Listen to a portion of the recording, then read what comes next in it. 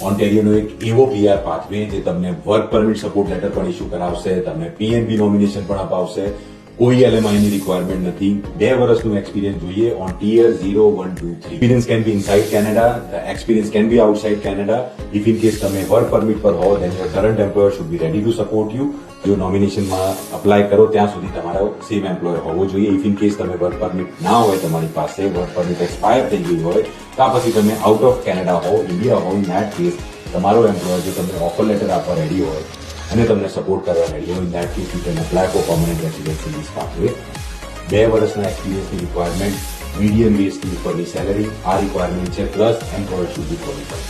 Qualifying employer માટે એક બીજો વિડીયો બનાવશું. You can see what are the qualifying criteria, so that if in case તક હો, PR ડિફિકલ્ટ હોય, ઓન્ટેરિયોમાં હો કે કોઈ બી પ્રોવિન્સમાં હો, this pathway can help you. If in case તમને એક એમ્પ્લોયર મળે જે તમને PR માટે સપોર્ટ કરતો હોય, feel free two book a consultation directly from the website.